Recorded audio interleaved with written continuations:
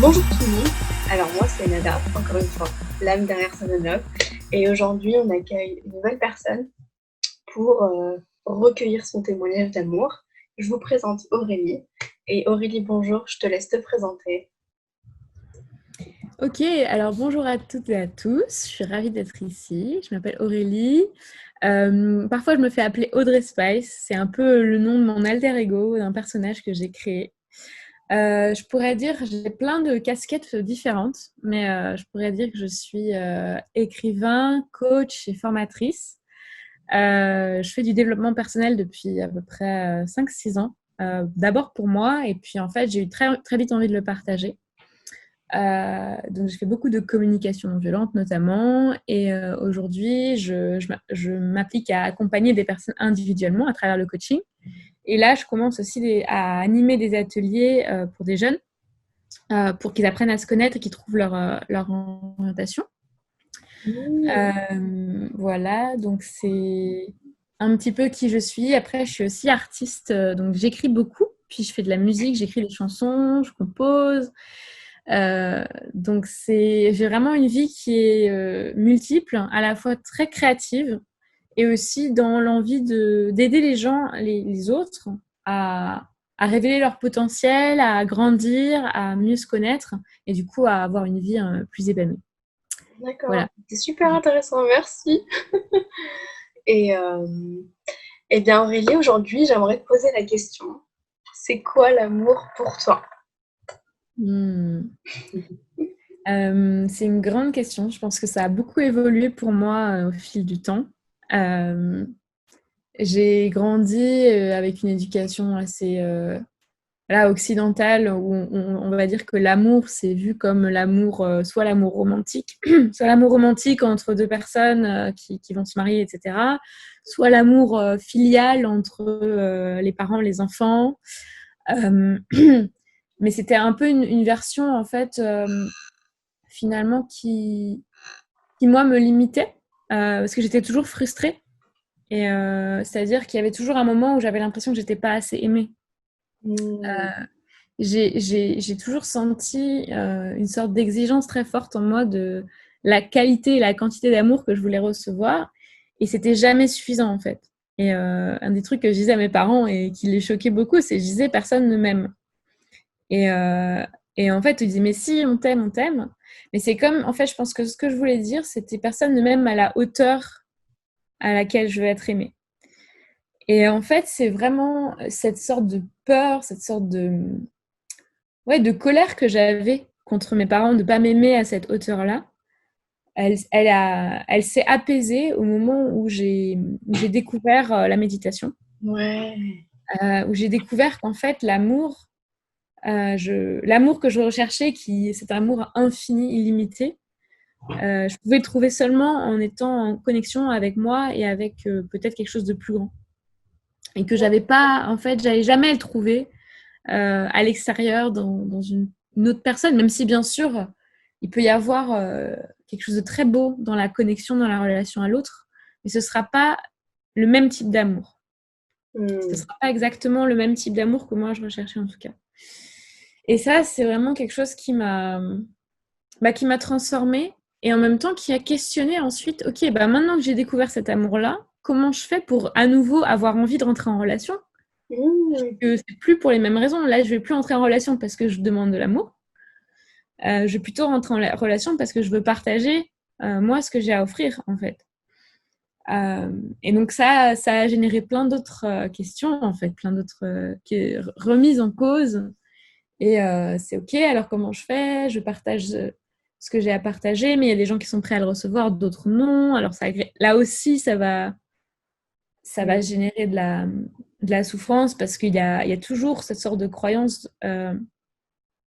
en moi comme si je donne quelque chose et qu'il n'est pas reçu, bah, c'est que je suis rejetée. Enfin, et donc en fait, c'est arriver à faire ce lien entre ok, je me suis connectée à quelque chose de plus grand, mais j'ai envie de rester humaine et j'ai envie de continuer à partager quelque chose de doux, de tendre, de joyeux avec les autres.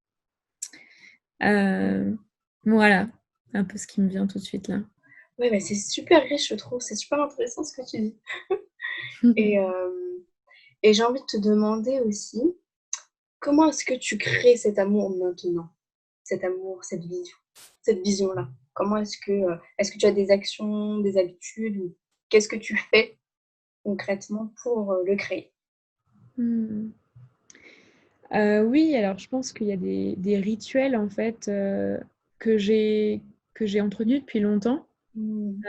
qui me connectent à l'amour. Bon, personnellement, la musique, c'est quelque chose de voilà, c'est vital. Ça me ressource, ça me connecte à je ne sais pas trop quoi. Mais en tout cas, ça, c'est un rituel pour moi. C'est-à-dire que je peux pas passer une journée sans prendre ma guitare ou chanter, heu éventuellement, si je joue pas de musique, je vais en écouter, mais généralement, en jouer ou chanter, c'est important.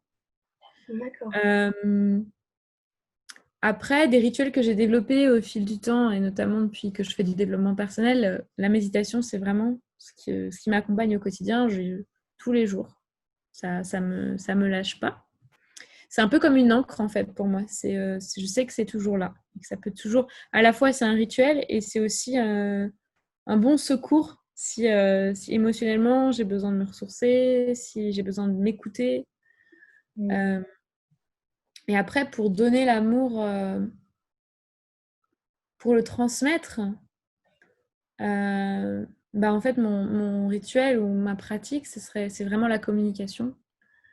Euh, il y a plein de manières de donner l'amour, hein. Il y a un bouquin qui s'appelle Les 5 langages de l'amour. Et Ouais. moi, c'est vrai que j'aime bien les 5. J'ai des préférences, bien sûr. Mais je me rends compte que j'ai une faculté pour dire les choses et, euh, et qu'en fait, c'est un peu mon rôle, c'est-à-dire que j'arrive souvent dans mes relations à un point de frustration quand j'ose pas dire les choses et au moment où je commence à oser verbaliser, même si c'est pas confortable, en fait, je mets l'intention qu'il y ait de l'amour dedans, même si ça remet parfois en question la relation, ça peut être très fort, en tout cas, ça va parler d'émotions fortes, etc. Je vais le faire d'une manière qui est aimante et en me disant, bah non, en fait, en communiquant, je suis aimante avec moi-même parce que je reconnais ce que je vis et je le dis authentiquement. Et je suis honnête avec l'autre parce que je veux pas le laisser dans un flou sur ce que je suis en train de vivre et sur comment j'envisage la relation. D'accord. Donc c'est Donc vraiment, pour moi, c'est un gros truc, ouais. Enfin, ouais. ça, c'est au niveau des relations personnelles ou professionnelles, mais après, je pourrais dire aussi la communication dans le sens où je transmets des messages. Donc, quand j'écris une chanson, ce que je l'offre au monde, à des gens que je connais même pas parfois, euh, mais avec l'espoir qu'en fait, ils vont se reconnaître dans ce que je dis et donc probablement toucher quelque chose qu'ils n'ont pas touché avant. Et là, je le fais avec amour dans le sens où je n'attends rien. En fait, je le fais parce que ça me traverse et c'est évident qu'il faut que je le dise. Donc, c'est toujours ce truc de dire, quoi, qui est, qui me connecte, ouais, qui donne, qui me permet de donner l'amour, c'est ça. Mm. C'est vraiment, je vois ça comme le partage de ton histoire pour, hem, c'est comme si tu crées des connexions avec les autres qui permettaient d'allumer une certaine étincelle, une certaine lumière sur quelque chose qu'ils ne voyaient pas forcément, mais en tout cas, ça passe par ton histoire et c'est important pour toi de le partager parce que tu sens que c'est une sorte, d'appel. En tout cas, c'est ce que je vois dans tes mots, mais dis-moi si c'est pas ça. Oui, si, c'est ça, Mais exactement. Mm. ouais, d'accord, OK. Et donc est-ce que tu as d'autres rituels ou est-ce que c'est, en fait, si je comprends bien, c'est par exemple la méditation et cetera et la musique, ça peut arriver en fait, soit tu dédies vraiment des moments pour ça dans ton quotidien, soit c'est, des quand tu ressens le besoin à n'importe quel moment de la journée, c'est quelque chose qui te permet de te reconnecter et de t'apaiser en fait, de te faire du bien et c'est comme ça que ça crée de l'amour finalement et Totalement. ouais et je retiens aussi, la création d'amour par la transmission, que ce soit de textes, de ta musique, de ton histoire donc OK. Mm. c'est ça. C'est vraiment en fait, cette sorte de, j'ai envie de dire, de dévotion, enfin, dans le sens où, oui, il y a le côté pour me faire du bien, quand j'en ai besoin, mais le fait que ce soit rituel aussi et que je dise, je sais que c'est important pour moi de le faire et je sais que ça a du sens. Et il y a un truc où la dévotion, pour moi, c'est ce mélange entre je fais la chose de manière disciplinée et en même temps, j'ai la confiance que ça va atterrir là où ça doit atterrir, tu vois? Ouais. Tu vois ce que je veux dire? C'est-à-dire que y a des gens qui pourraient se dire, mais enfin, ok, t'entraîner à faire un peu de chant ou guitare tous les jours ou te laisser improviser, ça sert pas à grand-chose en soi, si tu le sépares du reste. Mm. Mais en fait, c'est tellement nourrissant et ça me connecte tellement fort à moi que ça va rejaillir sur tout ce que je fais ensuite. Ouais. Et donc tout est relié et en fait, j'ai confiance que si à un moment j'ai envie de faire un truc plus qu'un autre, c'est pour le bien de tous mes projets en fait. Ça va Mm. naturellement générer chez moi une énergie de plaisir, de joie et du coup de détente qui fait que les autres projets, en fait, quand je vais me mettre dessus, ben je vais être inspirée parce que je vais pas être frustrée de ne pas avoir pris les temps qui sont ressourçants et qui sont inspirants pour moi, quoi. Ouais. Mm. Donc c'est vraiment le soin de toi et en faisant ce que tu aimes et qui finalement crée la personne que tu es pour pouvoir Mm. suivre ta mission, faire tes projets, etc. Donc c'est pour ça, en fait, déjà, ce que tu dis, ça m'apprend beaucoup parce que moi, par exemple, parfois, il y a des jours où j'ai l'impression de faire des choses qui servent strictement à rien. Et en fait, au final, tout est question de quelque chose de plus grand parce que, euh, en fait, là où tu vas déposer quelque chose que tu vas faire, c'est comme si c'était une sorte de secousse que tu vas envoyer quelque part et qui finalement va toucher un autre endroit pour euh, créer une sorte de... Comment est-ce que je peux appeler ça? Un mouvement. C'est, ouais, voilà, un mouvement et une sorte d'énergie, en fait, quelque chose qui circule en tout cas. Et Mm. qui finalement, peut-être quelques temps plus tard, tu vas te rendre compte que cette petite action-là, bah, elle servait à un but beaucoup plus grand. Sauf qu'aujourd'hui, moi, par exemple, ça peut être mon imagination qui ne va pas au-delà d'un certain point parce que c'est trop fort, c'est trop grand, c'est trop. Enfin, il y a quelque chose que j'arrive pas à voir aujourd'hui, que j'arriverai à voir peut-être demain, et et c'est pour ça que c'est important de ce que j'entends, suivre ta joie et faire ce que tu aimes pour quelque chose que tu vas comprendre plus tard. Mm. Enfin, ça peut être vu comme ça. Oui, mais en fait, dans tout ce que tu dis, moi, ce qui me vient, c'est on est toujours là où on est pour une bonne raison. Et le fait qu'on n'avance pas plus vite, par exemple, moi, je sais que j'ai cette sorte d'impatience où, quand je commence un projet, j'ai envie que ça marche tout de suite, qu'il y ait des résultats, etc. Ça te parle? Oui. Et, et en fait, si c'est pas le cas, enfin, si ça ne marche pas comme je l'aurais imaginé, c'est souvent pour la bonne cause, entre guillemets. Et alors, on peut en faire un peu une croyance, etc. Mais au-delà de ça, il y a même des choses scientifiques qui montrent, notamment les neurosciences. En fait, notre inconscient, il a des programmes qui nous protègent de certaines choses. Et tant, par exemple, un traumatisme, tant qu'on n'est pas prêt à le gérer, eh ben, il va nous cacher. Et il va vraiment décider, au moment où il sent qu'on est prête, voilà, que peut-être qu'on a fait suffisamment de travail sur nous pour être forte, pour recevoir voilà, cette information, et ben là, il va nous laisser voir l'information. Et donc, c'est très intelligent, en fait, comme système. Certes, parfois, c'est très frustrant parce qu'en plus, quand peut-être on s'intéresse à la manifestation, etc., on se dit, ah bah, voilà, en fait, je peux avoir tout ce que je veux, etc. Oui, sauf qu'en fait, pour avoir tout ce que tu veux, il y a un certain nombre de programmes à éliminer et se fait pas forcément en un instant. Ça peut se faire rapidement, mais pas toujours. Et il y a des bonnes raisons pour ça. Et l'histoire de chacun et chacune est une bonne raison pour ça. Et donc, c'est à la fois, oui, je fais un travail où je me déprogramme, où je me déconditionne, et en même temps, je suis en respect par rapport à mon histoire et le fait que, ben, en fait, mon ego, mon enfant intérieur, il a des blessures et des choses qui mettent du temps à guérir. Et il a besoin d'être mis en confiance. J'ai besoin, moi, d'être douce avec cet enfant intérieur pour qu'il me laisse aller plus loin, en fait.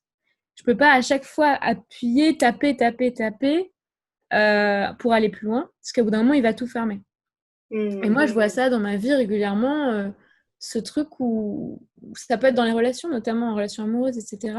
Je veux pousser parce que j'ai envie de correspondre à un certain idéal que je vois chez les autres, etc. Du genre, je veux être en couple, je veux que ce soit comme ci, comme ça.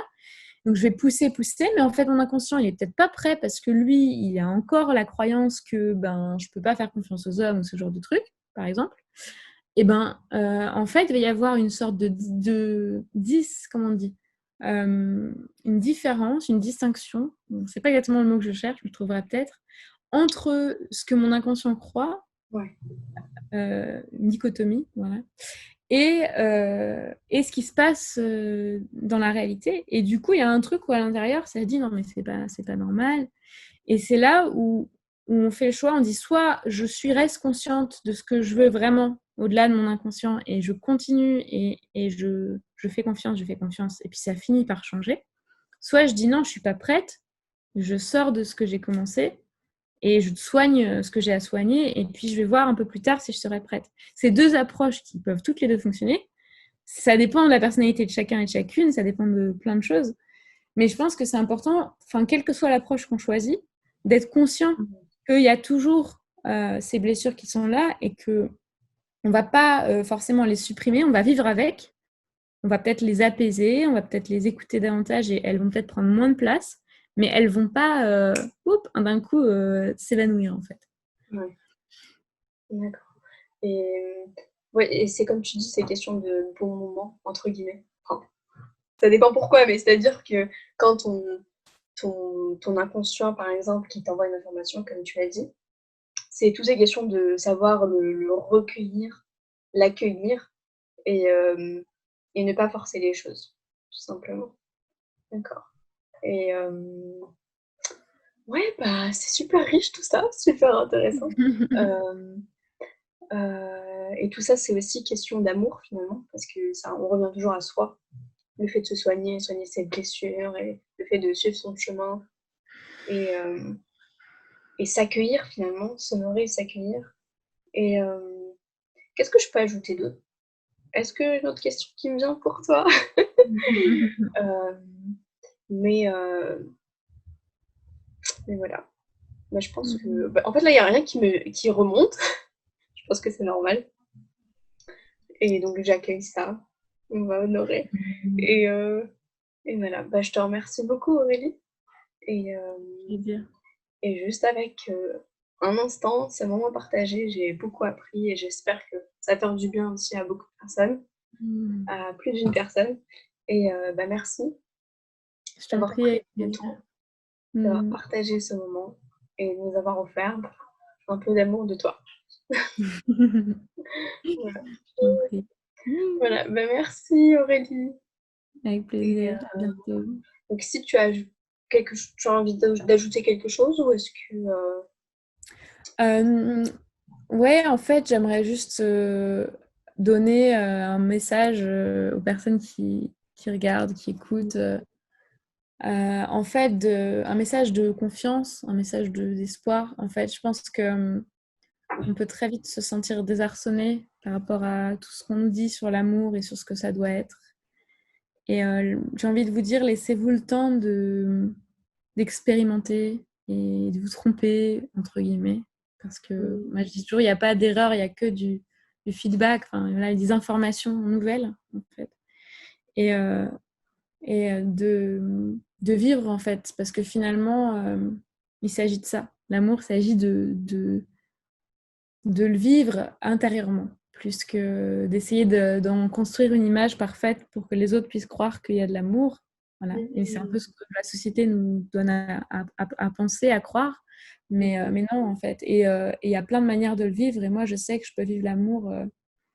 Je vis l'amour avec mon appart, avec mon tatami là, que j'ai depuis pas longtemps, ou avec le chat de ma voisine. Autant que je peux vivre l'amour avec un être humain ou avec une montagne. Et en fait, Bon, c'est un côté très bouddhiste ce que je raconte, mais en tout cas, je suis sûrement très, très influencée par le bouddhisme depuis un certain temps.